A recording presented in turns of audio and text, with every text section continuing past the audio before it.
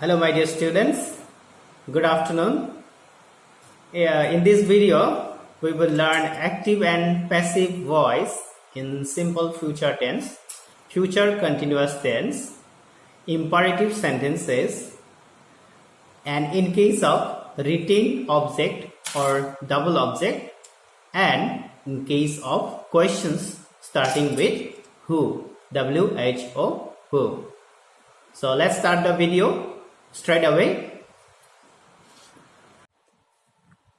Simple future tense, we have a formula: subject plus shall, will plus be plus past participle of the verb plus by plus object. This is the formula for simple future tense for changing voice from active to passive. So this is an active sentence in simple future tense. The police will catch the thief. The police will catch the thief. If we apply the formula, first of all, let us identify the subject, verb and object.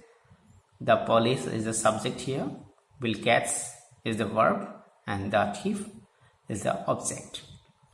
First of all, the thief will be the subject, then it is future tense, will be there, and be past participle of the catch verb, and by preposition, and finally the object. The thief will be caught by the police. Next example, Mary will recite a poem. Mary will recite a poem. Here Mary is the subject, will recite is the verb, a poem, this is the object. So if we try to change it from active to passive, a poem will be recited by Mary. A poem will be recited by Mary. Let's take another example. Azad will answer the question. Azad will answer the question. Here Azad is the subject, will answer verb. The question is object. So if we convert into passive voice, the question will be answered by Azad. The question will be answered by Azad.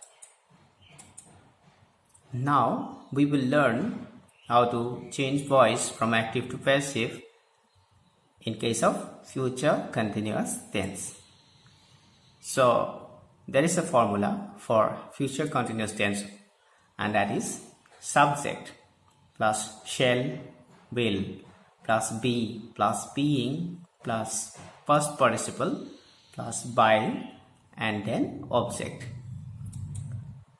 So let us take an example. They will be playing indoor games. They will be playing indoor games. Subject, they is the subject, will be playing, verb, play is the verb here, indoor games is the object. So indoor games will be the subject in passive voice. Indoor games will be being played by them. Since it is continuous tense, future continuous tense, indoor games will be being played by them. Next example, Raju will be watering the plants. Raju will be watering the plants. Raju is the subject, will be watering, verb, watering is the verb, and the plants is the object. So the plants will come as the subject in passive voice. The plants will be being watered by Raju. The plants will be being watered by Raju in future continuous tense. Now we will learn active and passive voice in imperative sentences.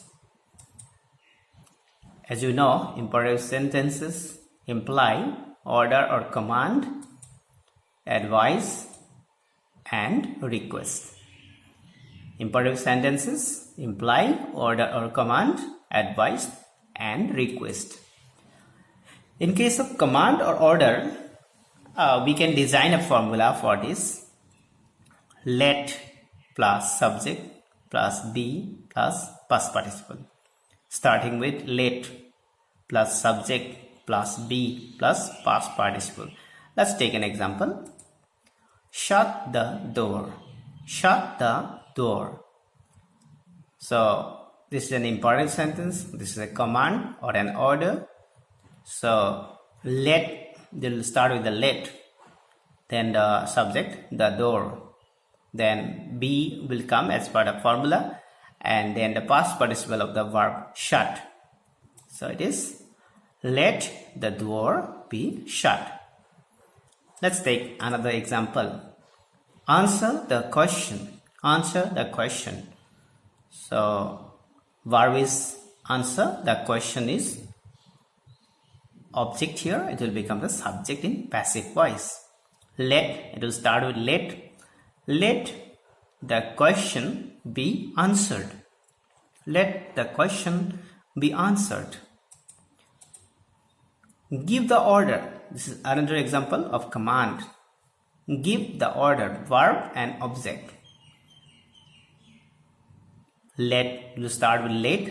Let the order be given. Let the order be given. Next we have request.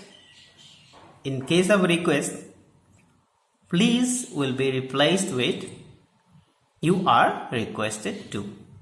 In case of request, please will be replaced with you are requested to. Remaining part of the sentence will remain the same. Let's take an example. Please give me a glass of water. Please give me a glass of water. We need to change only please.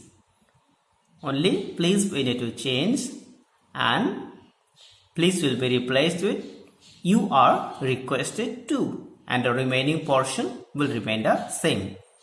You are requested to give me a glass of water. You are requested to give me a glass of water. Let's take another example. Please lend me your pen. So the word please will be replaced with you are requested to.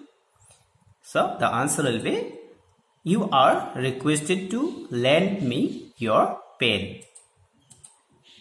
Now we will get retained object or double object. In some of the sentences, active sentences, we get double object, and these are also called as retained object. Look at this example. The king gave her a reward. The king gave her a reward.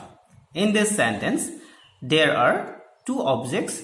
The underlined words are objects here, her and reward.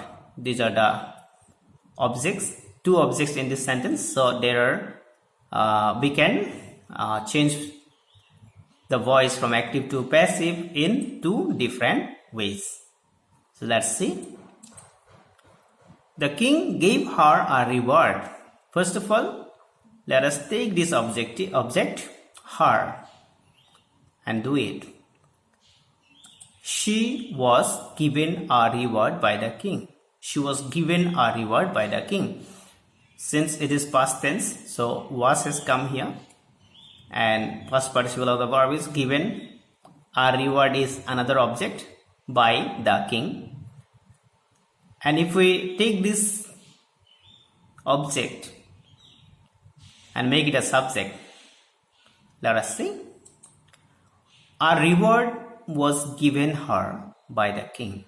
A reward was given her by the king. In this way, in case of detained object or double object, we can change the active voice into passive in two different ways. Let's take another example. I taught him English. I taught him English. There are also two objects, him and English. So we can change the voice in two different ways.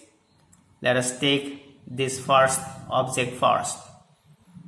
So him will be he. He was taught English by me. He was taught English by me. Now let us take this English as the subject. English was taught him by me. English was taught him by me. We have another example of detained object or double object. Rama lent me 10 rupees. The underlined words are objects here. So there are two objects, me and 10 rupees. So first of all, let us take this object first, me. So I was lent 10 rupees by Rama. I was lent 10 rupees by Rama. Now take this 10 rupees as the subject. 10 rupees where? 10 rupees is plural number. So where will come? 10 rupees were lent me by Rama. 10 rupees were lent me by Rama. Now we will do voice change for the question starting with who. So in case of questions starting with who, there will be a starter, sentence starter, and that is by whom. In case of questions starting with who, there will be a sentence starter, that is by whom. And also the sentence should be in question mood. It should not be a statement mood. It should be a question mood. Let us take example. Who broke the vase? Who broke the vase? This is a question sentence in past tense. This is a question sentence in past tense. So who will be replaced with by whom? Let us see. By whom was the vase broken? I already told you the sentence should be in question mood.